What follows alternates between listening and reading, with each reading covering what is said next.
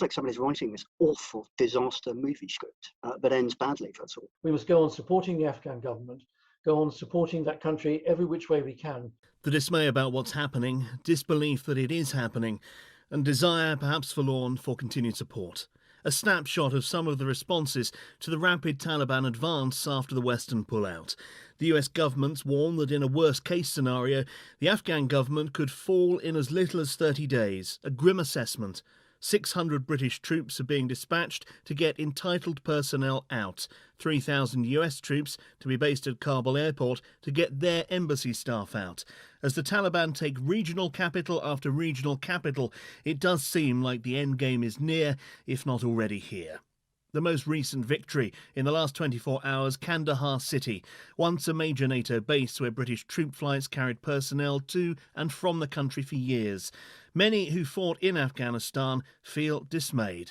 I don't think we should hang our heads in shame, so to speak, although I have been quoted saying I'm ashamed about this decision to pull the rug from under the Afghans.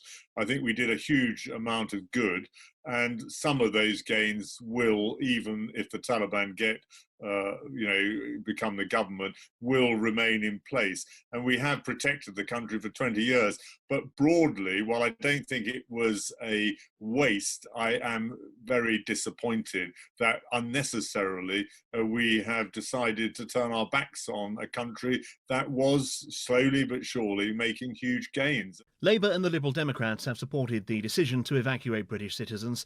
The 600 troops will also try and accelerate the process of extricating Afghan interpreters and their families, who now fear Taliban reprisals for their work with British forces. Reports suggest 2,000 could be entitled to fly out of the country. Whether that's practical as the Taliban continue to tighten their grip, who knows?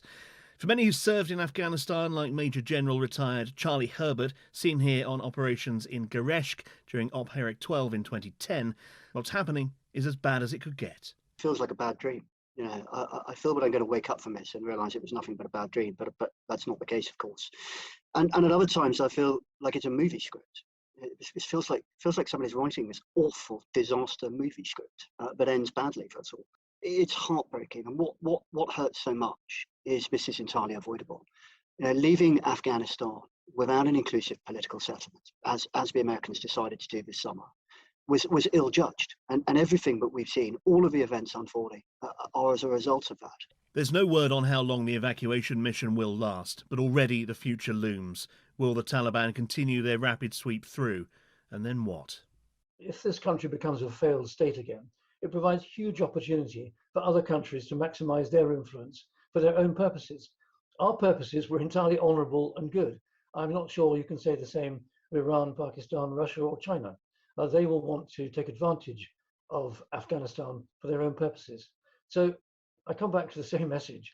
Our government must still, despite saying we're removing our British citizens because that's a responsible thing to do, we must go on supporting the Afghan government, go on supporting that country every which way we can, short of military aid, because we've ruled that out, in order to protect what we've achieved there. And that thereby protects the legacy of the 457 of our service people who lost their lives there. Those running the evacuation for the British and Americans will be hoping to operate smoothly and effectively. But as history's shown, withdrawal can often be a dangerous and disordered process. Tim Cooper, Forces News. If you enjoyed this video, don't forget to like and subscribe.